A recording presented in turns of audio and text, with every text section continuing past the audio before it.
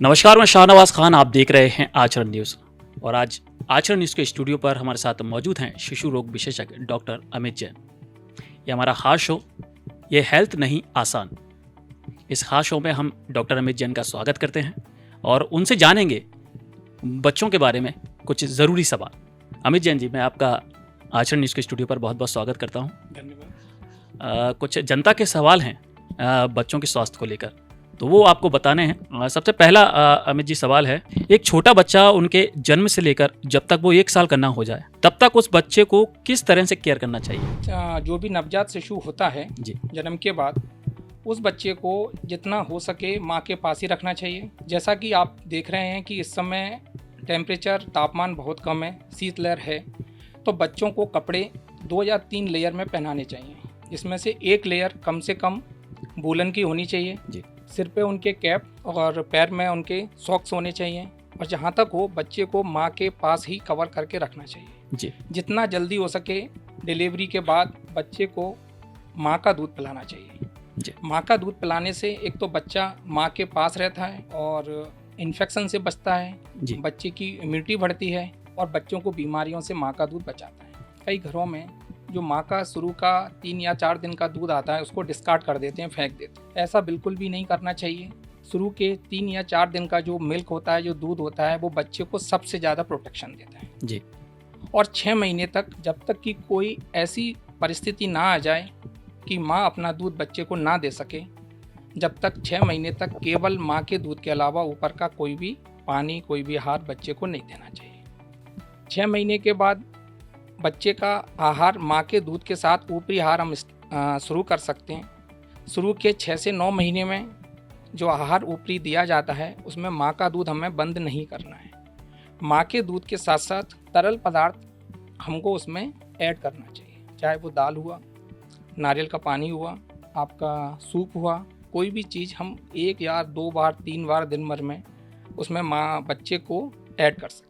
9 से 12 महीने के बाद हम उस खाने को और थोड़ा सा सेमी सॉलिड कर सकते हैं, जैसे दूध में दलिया हो गया, आलू को मैश करके हो गया, केले को मैश करके हो गया। इस तरह का आहार भी हम उस बच्चे के साथ और ऐड कर सकते हैं। कई बार देखा गया है जब बच्चा जन्म लेता है तो उसकी माँ अस्वस्थ होने के कारण उसे दूध नहीं पिला पाती है, जिसके चलते बच्चे को पाउडर वाला दूध पिलाया जाता है, जिससे बच्चा बहुत गंभीर हालत में आ जाता है।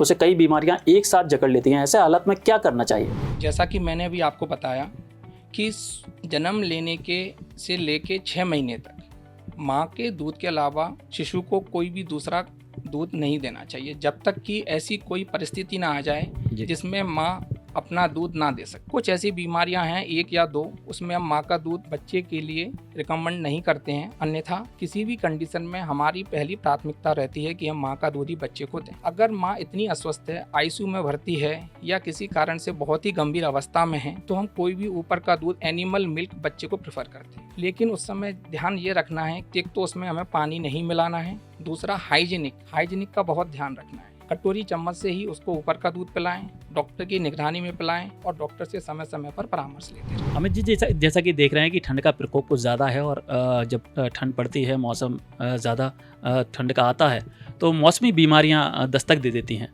और कई बीमारियां ऐसी होती हैं जो सबसे पहले बच्चों को घेरती हैं। तो इससे बचने के क्या उपाय हैं? इस समय जैसे शीतलहर चल रही है, तापमान 10 डिग्री से कम है, तो बच्चे बड़ों की तुलना में ज़्यादा संवेदनशील होते हैं वायरल इन्फेक्शन के प्रकोप में आने के लिए। ठंड से भी उनको ज़्यादा परेशानियां बड़ों की तुलना में ज़्यादा होती हैं जी।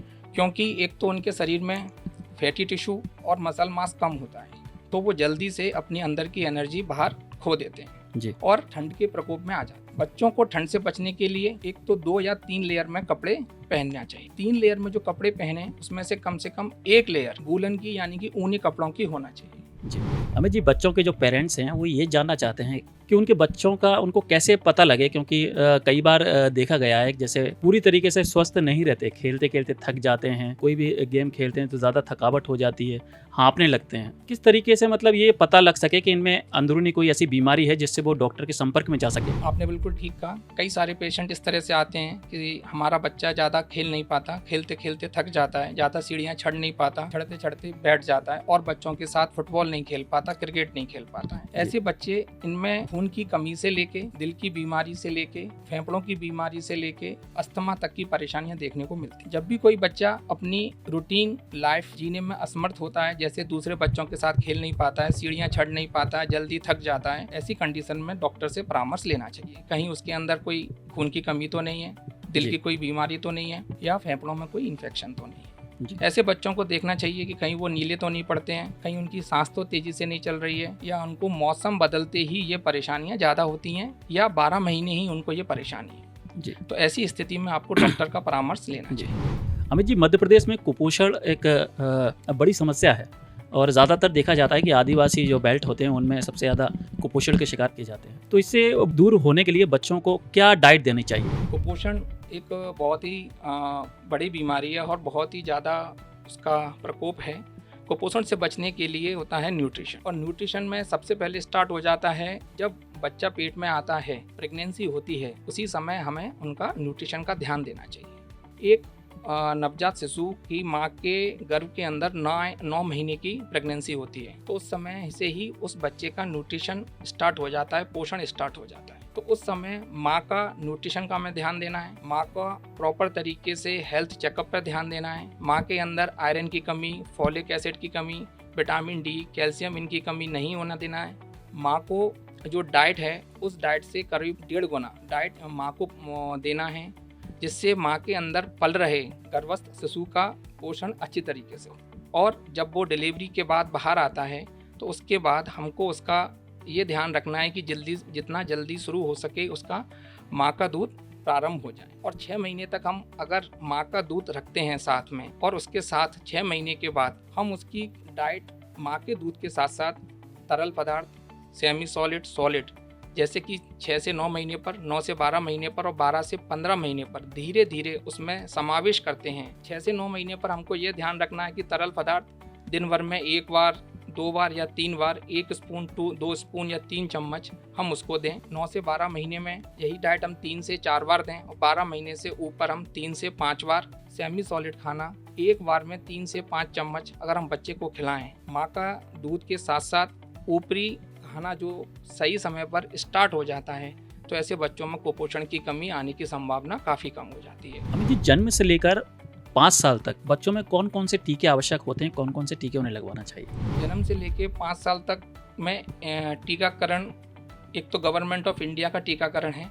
गवर्नमेंट ऑफ इंडिया के अनुसार ऐसे बच्चों को जन्म के समय BCG, पोलियो, हेपेटाइटिस बी का टीका लगता है। 1.5 मंथ, 2.5 मंथ और 3.5 मंथ पर 3 प्रारंभिक टीके लगते हैं, जिसमें diphtheria, pertussis, tetanus, hepatitis B, H influenza, polio की दवाई, पोलियो का इंजेक्शन, रोटा वायरस और न्यूमोनिया के बचाव के टीके सरकार हमको देती है। इसके अलावा सरकार हमको 9 मंथ पर मीजल्स, मम्प्स, रुबेला और 18 महीने पर एक बूस्टर डोज देती है। 5 साल पर भी सरकार हमको एक DPT का बूस्टर डोज लगवाती है। इसके अलावा कुछ टीके ऐसे हैं जो Indian academy of paediatrics recommend करती है कि यदि ये टीके बच्चों को रह गए हैं तो हम इनको लगवा सकते हैं। बच्चों के स्वास्थ्य के लिए क्या अनुसरण करना चाहिए? बच्चों के स्वास्थ्य के लिए 2 चीज़ों का ध्यान रखना चाहिए। एक तो हम बीमारियों से कैसे उनको बचा सकें, तो बचाने के मुख्य रूप से 2 ही चीज़ों से हम उनको बचा सकते हैं। एक तो उनको हम टीकाकरण से बचा सकते हैं, एक उनको हम न्यूट्रिशन, पोषण चीज़ों से बचा सकते हैं। जैसा कि हमने आपको बताया कि टीकाकरण में 2 तरह के टीके हैं,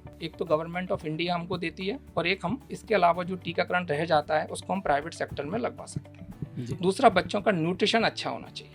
अगर बच्चों का न्यूट्रिशन अच्छा है तब भी हम उनको बीमारियों से बचा सकते हैं। न्यूट्रिशन से उनकी इम्यूनिटी पावर को हम इम्प्रूव करते हैं जी। न्यूट्रिशन में हमारा जहाँ तक वो घर का बना हुआ खाना होना चाहिए, हरी सब्जियाँ का समावेश होना चाहिए, एक बैलेंस डाइट होना चाहिए जिसमें carbohydrate, protein, fat, minerals, vitamin का समावेश होना चाहिए। दालें, छोले, राजमा, इस प्रकार की सब्जियों का, हरी सब्जियों का समावेश अगर हम करके बच्चों का न्यूट्रिशन बढ़ाएंगे तो उनकी इम्यूनिटी पावर बढ़ेगी और उनकी रोग प्रतिरोधक क्षमता बढ़ेगी, जिससे वो बीमारियों से बचा। अमित जी, जैसा कि आप जानते हैं बच्चों को ज़्यादातर चॉकलेट्स या बाहर का खाना पसंद होता है। इस चीज़ को रोकने के लिए किस तरीके से प्रयास करना चाहिए? बच्चों को ऐसा क्या समझाना चाहिए कि इससे वो बाहर की चीज़ ज़्यादा न खाएं, क्योंकि ये काफ़ी नुकसानदायक भी होती है। बिल्कुल ठीक कहा आपने। जैसे कि आपने बताया कि चॉकलेट्स हुए, जंक फूड्स हुए, इन सभी जो फूड्स होते हैं इनमें कैलोरी वैल्यू बहुत ज़्यादा होती है और न्यूट्रिशन वैल्यू बहुत कम होती जी। है। इनका स्वाद चूँकि बच्चों को अच्छा लगता है, इसलिए वो उनकी तरफ ज़्यादा आकर्षित हो। तो ये हमें जब बच्चे बड़े हो रहे होते हैं या उस समय ही बच्चों को ये घर पे ही शिक्षा देना चाहिए कि इस तरह के खाना खाने से आपको उसकी कोई न्यूट्रिटिव या पोषण क्षमता नहीं मिलेगी, केवल आपको कैलोरी मिलेगी और वो कैलोरी जो रहती है वो बर्न नहीं होती है और आपके मोटापे को यानी कि ओबेसिटी को ही बढ़ावा देगी। और हमें प्रयास करना चाहिए कि उसी तरह के स्वाद का खाना हम घर पे बच्चों को प्रोवाइड करें। बच्चों की आदतों में ये शुमार नहीं करना चाहिए कि हम उनको रोज़ या वीकेंड पर बाहर खाना खिलाएं।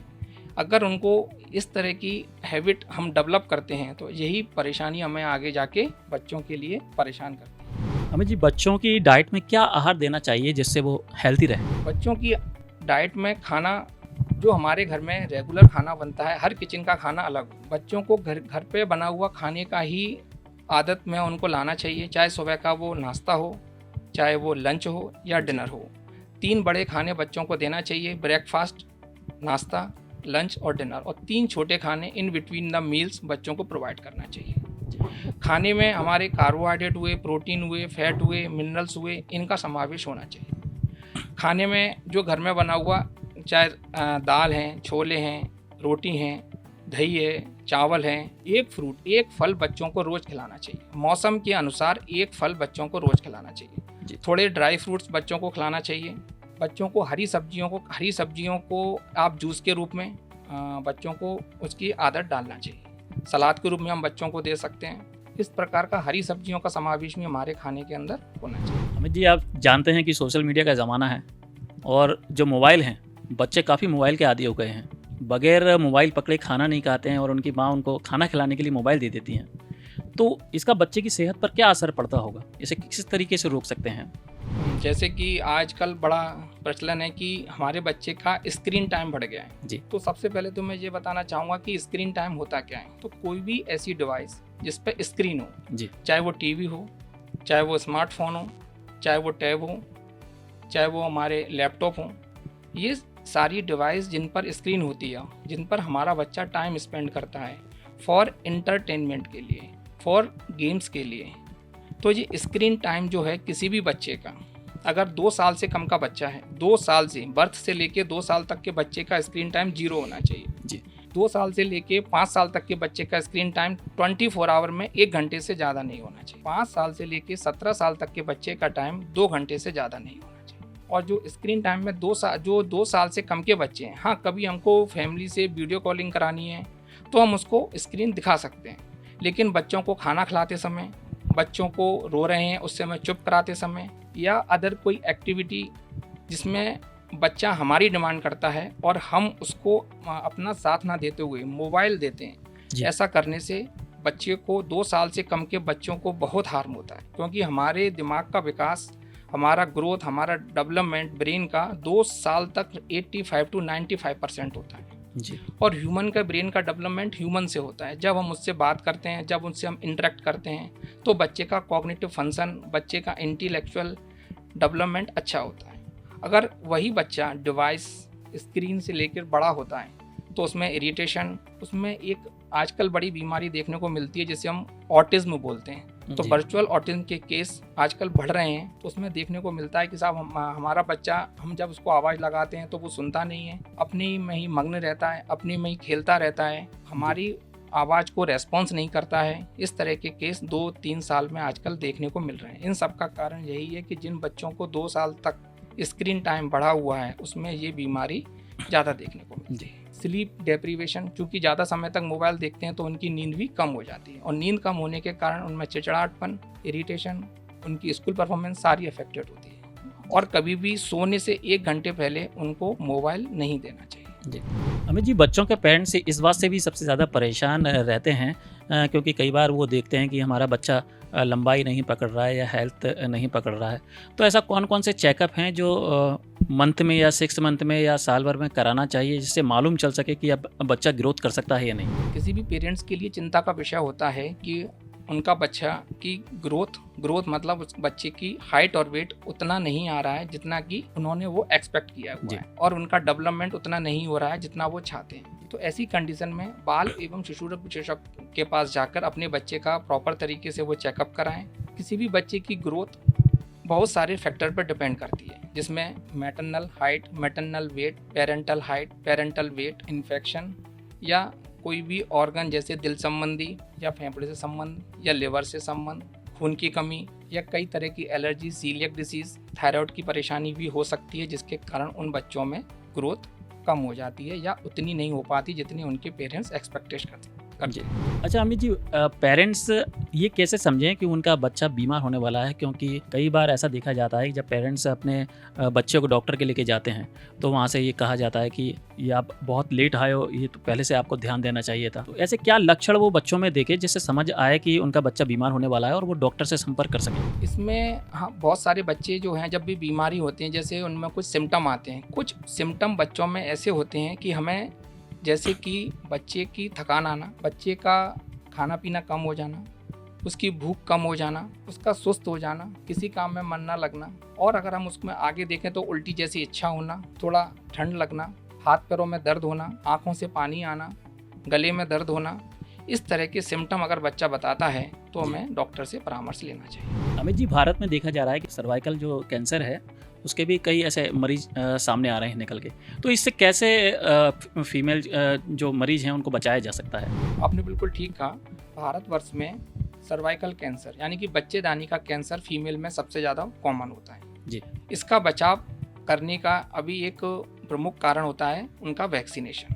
अगर उनका सही उम्र पर हम उनका वैक्सीनेशन, टीकाकरण करा दें तो भविष्य में हम सर्वाइकल कैंसर से उनको बचा सकते हैं। इसमें अभी जो टीकाकरण का जो जो आया है शेड्यूल, वो इस तरह से आया है कि अगर फीमेल 9 साल से लेके 14 साल तक है तो उसमें 2 डोज 0 और 6 मंथ पर फीमेल को लगनी है। अगर 15 साल से 25 साल के बीच में है तो उसमें 3 डोज लगनी है, और 25 साल से ऊपर है 45 साल तक, तब भी उसमें 3 डोज का रिकमेंडेशन है। इसमें ये बात आती है कि क्या ये वैक्सीन केवल फीमेल को लगना चाहिए? तो आइडियली तो ये वैक्सीन मेल और फीमेल दोनों को लगना चाहिए, क्योंकि फीमेल में जो सर्वाइकल कैंसर होने का एक कारण पाया गया सबसे ज़्यादा, तो वो एक वायरस होता है जिसको हम ह्यूमन पैपिलोमा वायरस कहते हैं। ये वायरस सर्वाइकल कैंसर का एक महत्वपूर्ण कारण है। इस वायरस से बचाव का जो टीका है वो टीका हम फीमेल में लगा सकते हैं, लेकिन ये इन्फेक्शन फीमेल में आने का जो स्रोत होता है, जो सोर्स होता है, वो मेल होता है।